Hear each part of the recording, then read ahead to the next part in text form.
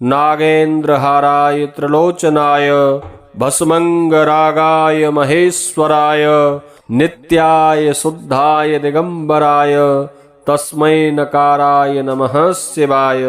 नमस्कार प्रिय बंधुओं, आप सभी का हमारे YouTube चैनल में बहुत बहुत स्वागत है। आप सभी श्रद्धालुओं को बुद्ध प्रदोष व्रत की बहुत बहुत शुभकामनाएं। भगवान शिव आपके मन की सभी शुभकामनाओं को पूर्ण करें। बंधुओं, आज बुद्ध प्रदोष व्रत के दिन भगवान महादेव की 108 बिल्व पत्र से पूजा करें तो आपकी बड़ी से बड़ी कामना भी भगवान शिव की कृपा से पूरी हो सकती है। और आज के दिन हमें गाय को हरा चारा भी डालना चाहिए। हरे वस्त्र यदि हमारे पास उपलब्ध हो तो हमें हरे वस्त्र भी धारण करने चाहिए। बुद्ध प्रदोष व्रत में अधिक से अधिक हरी वस्तुओं का प्रयोग किया जाता है।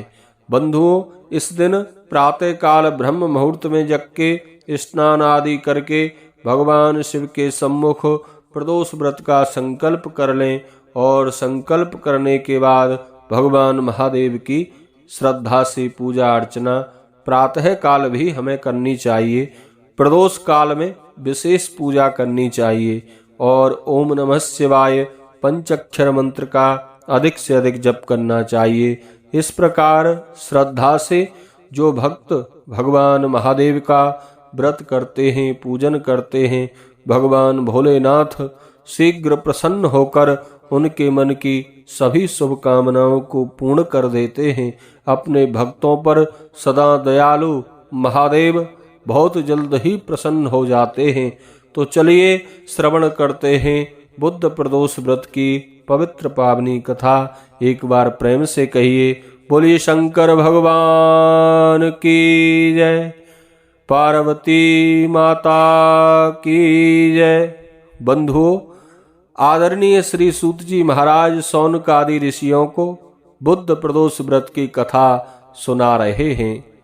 शौनक आदि ऋषियों के प्रश्न करने पर श्री सूत जी महाराज कहते हैं, ऋषियों, बुद्ध प्रदोष व्रत में व्रतकर्ता को एक समय भोजन करना चाहिए।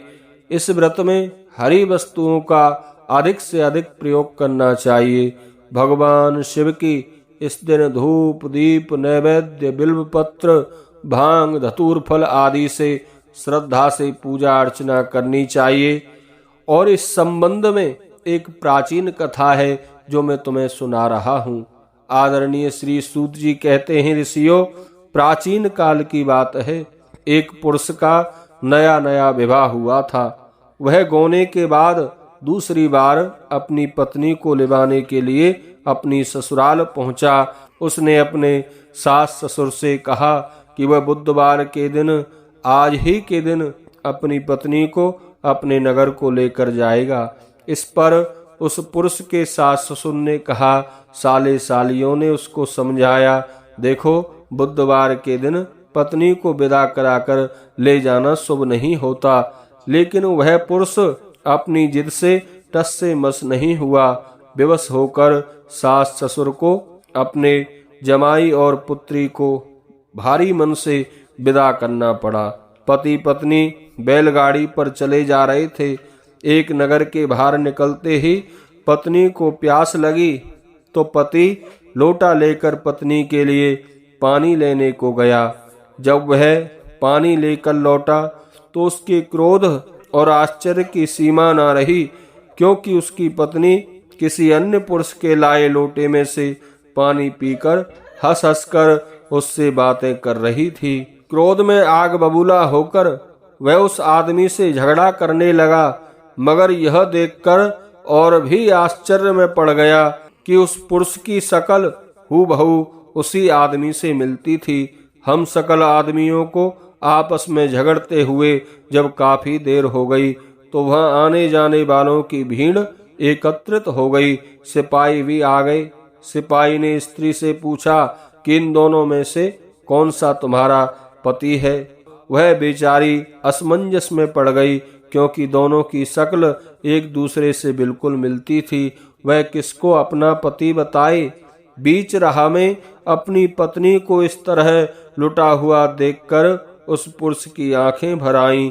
वह भगवान शंकर से प्रार्थना करने लगा कि हे भगवान, आप मेरी पत्नी की रक्षा करो। मुझसे बड़ी भूल हुई है जो मैं बुधवार के दिन पत्नी को विदा करा कर लाया हूँ। भविष्य में मैं ऐसा अपराध कदापि नहीं करूँगा। उसकी यह प्रार्थना जैसे ही पूरी हुई, वह दूसरा पुरुष वहां से अंतर ध्यान हो गया। बंधुओं, वह पुरुष सकुशल अपनी पत्नी के साथ अपने घर पहुंच गया और उस दिन से वह दोनों पति पत्नी नेम पूर्वक बुद्ध प्रदोष व्रत को रखने लगे। जो भक्त श्रद्धा से बुद्ध प्रदोष व्रत को रखते हैं, भगवान शिव की पूजा अर्चना करते हैं, बुद्ध प्रदोष व्रत की कथा श्रवण करते हैं, भगवान भोलेनाथ उनके जीवन में आए समस्त संकटों को हर लेते हैं। बोलिए शंकर भगवान की जय, पार्वती माता की जय।